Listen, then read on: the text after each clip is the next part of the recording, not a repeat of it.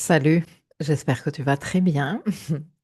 Le 10 janvier 2026 à 15h48 heure universelle, nous avons le dernier quartier de la saison Capricorne qui se fait à 20 degrés balance. Regarde-le. Nous avons la lune à 20 degrés balance ici et au carré de cette lune, nous avons le soleil à 20 degrés Capricorne. Il n'y a pas que le soleil à 20 degrés Capricorne, comme tu peux très bien l'observer dans la carte qui s'affiche à l'écran. Le Soleil est toujours en conjonction avec Mars et avec Vénus. Et à différence de la pleine lune et même du premier quartier de la saison, ici, nous avons déjà eu toutes les conjonctions en Capricorne. Mais donc, étudions un tout petit peu ce thème que je vais te présenter d'abord, comme ça, en te montrant les trucs importants à repérer et qu'ensuite, on va décortiquer plus en détail. Alors, truc très important.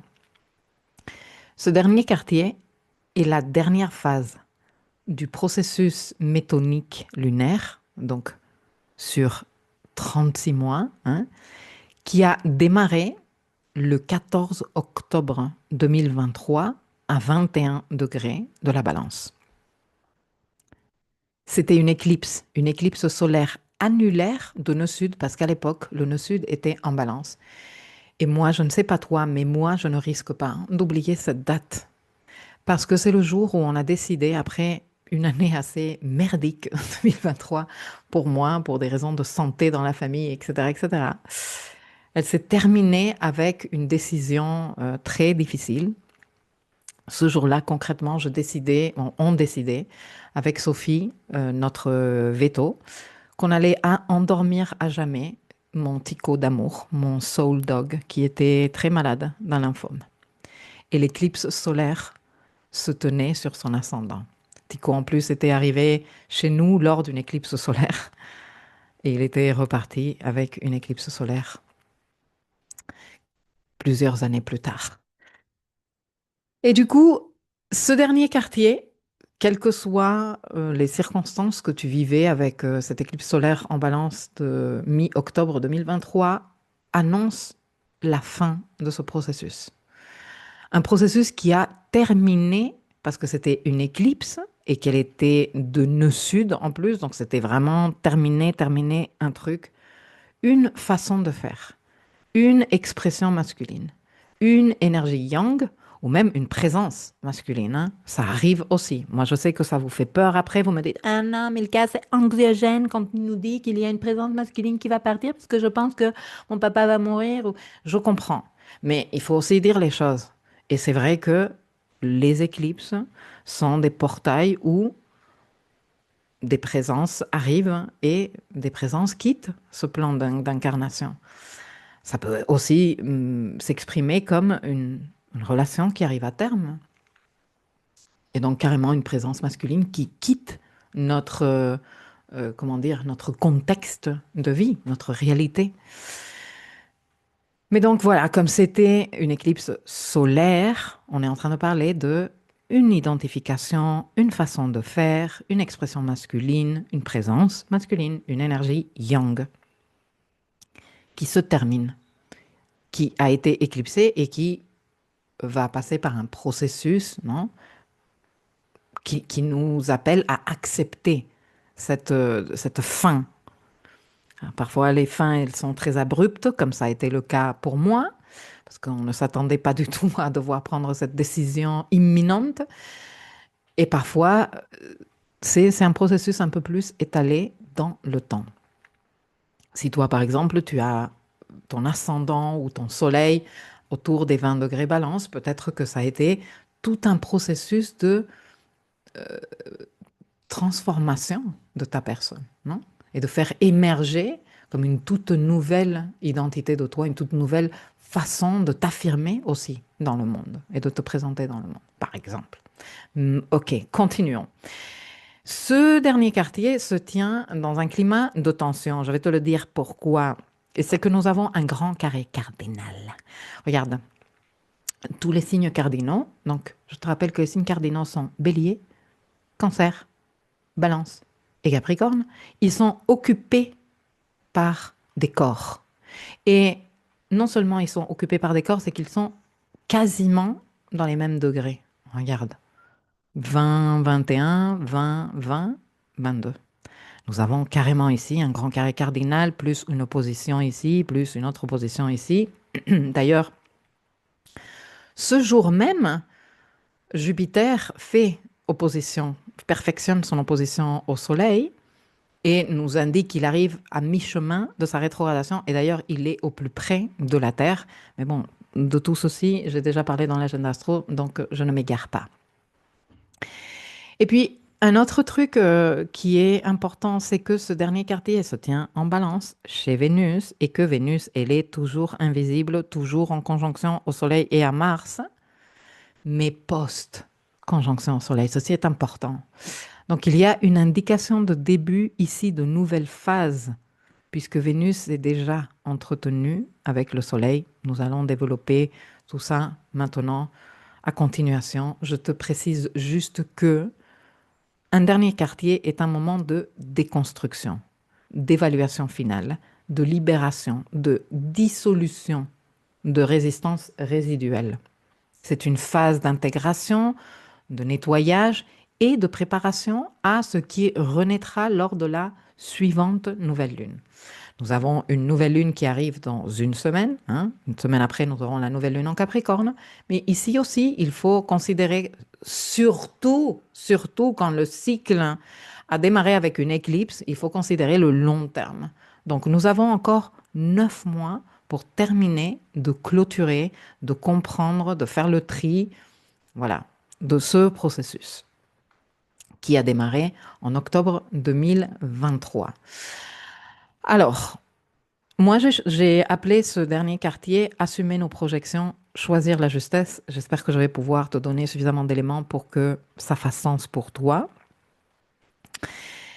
Reprenons le fait que ce cycle lunaire, qui arrive ici à sa dernière phase, à sa quatrième et dernière phase, a démarré avec une éclipse solaire de nœud sud, non? Qui terminait, désactivait une dynamique yang devenue obsolète. Une façon de se battre qui n'était plus au service de l'évolution, une identité relationnelle aussi, une manière d'entrer en lien, une posture d'action tournée vers l'autre, une façon de faire pour ou de faire avec qui avait carrément atteint sa limite et que chacun de nous a vécu en fonction de nos placements planétaires de façon plus ou moins intense. Et ce grand carré cardinal qui se passe lors de ce dernier quartier.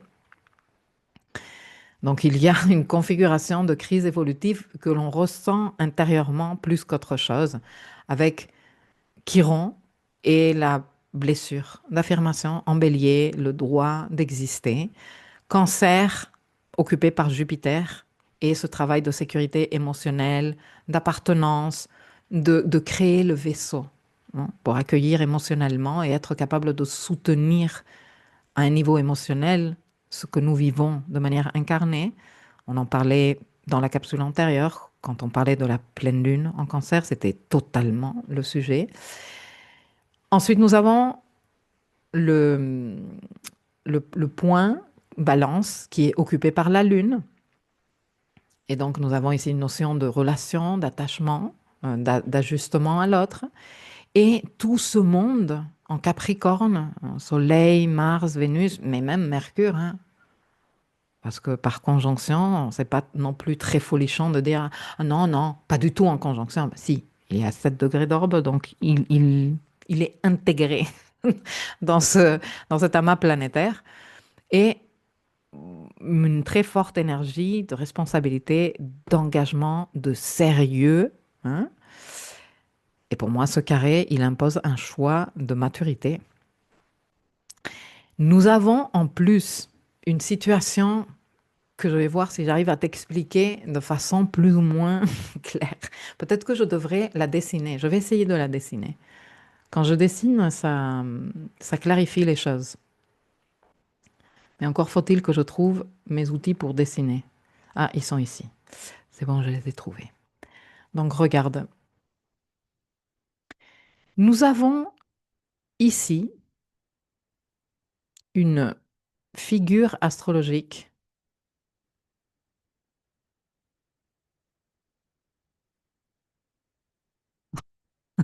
que j'ai trop mal dessinée, tu vas m'excuser, qui s'appelle, je ne sais pas comment elle s'appelle en français, mais en espagnol, elle s'appelle le seau.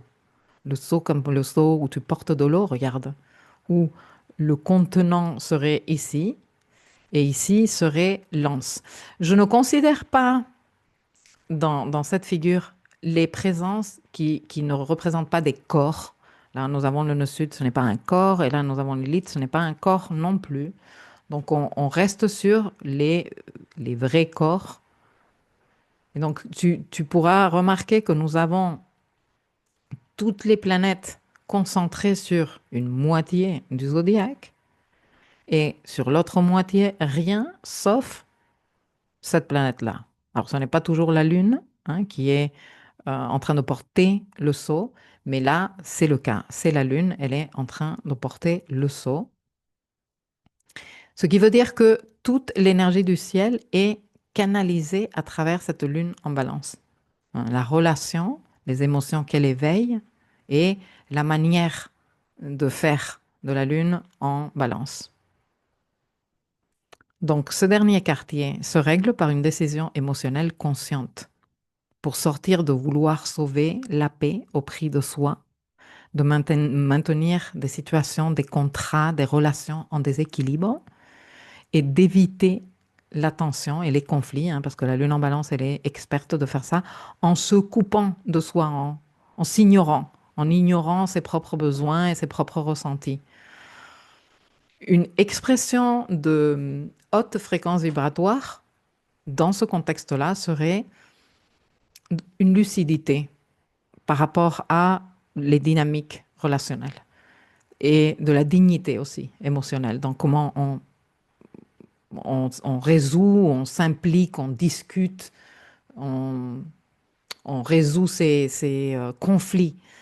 La capacité aussi à clôturer des situations, hein, parce qu'on est quand même dans un dernier quartier en balance, mais avec élégance, avec grâce, avec respect de l'autre et de soi aussi, non? Sans attaquer, sans reprocher.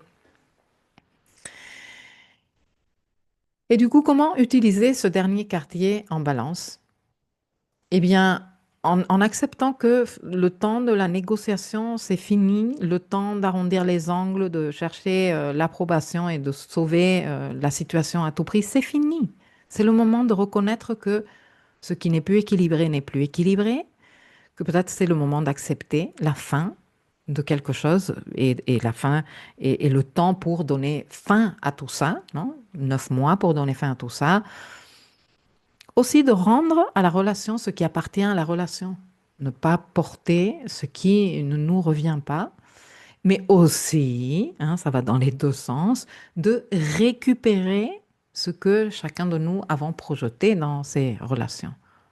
Et de le faire avec maturité. De dire cette relation, elle est arrivée à ça, à ce point, parce que moi aussi, j'ai participé comme ça, parce que moi aussi, j'ai projeté ça, parce que moi, je n'ai pas voulu me responsabiliser, par exemple. J'ai voulu que l'autre me porte face ce qui me correspondait, moi, de faire. Et voilà, et ça s'est dégradé, mais moi aussi, je suis responsable. Et ce n'est pas une question de faire tout ça pour se culpabiliser de façon malsaine, non. C'est pour aussi faire un level up de ce que nous sommes capables de faire dans nos relations. Non, c'est quand même une lune en balance.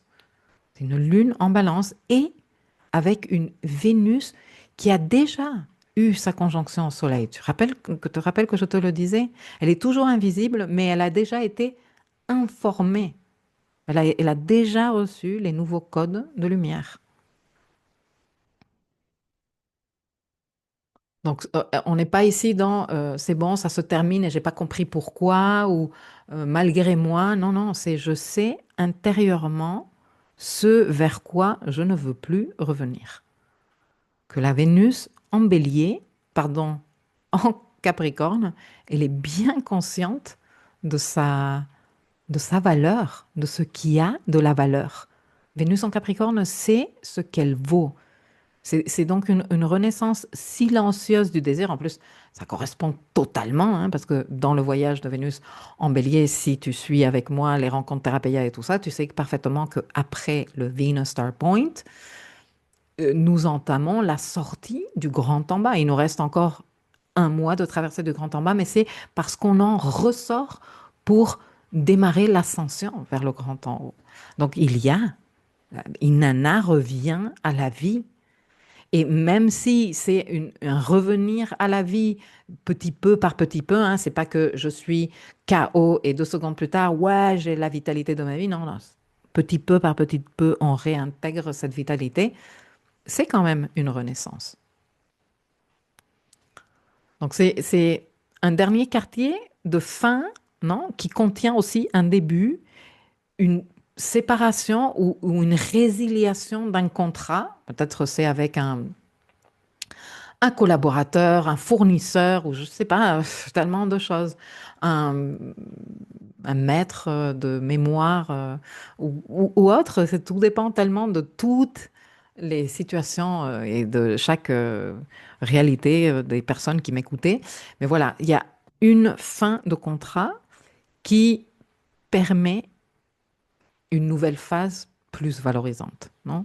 Ou qui nous permet d'entrer dans un nouveau contrat avec un autre collaborateur, avec un autre fournisseur, avec une autre banque, avec un autre je ne sais quoi, qui nous permet de le faire depuis un autre espace d'une plus grande valeur. Et donc, un renoncement qui libère et qui nous permet d'explorer une nouvelle façon de nous engager avec la Vénus en Capricorne quand même, non? Et tout ça nous prépare aussi bien pour la suivante nouvelle lune en Balance, que nous aurons 9 mois plus tard, que pour la nouvelle lune en Capricorne qui suit 7 jours plus tard, parce que nous sommes en train de cumuler ici de l'information. Donc, ce dernier quartier ne parle pas seulement de ce que nous nous apprêtons à arrêter, mais de ce que nous ne voulons plus du tout négocier ou ce sur quoi nous ne voulons plus négocier. Et c'est en lien avec notre valeur, un sens de la valeur très pointu, comme je te disais, parce que la Vénus est en Capricorne.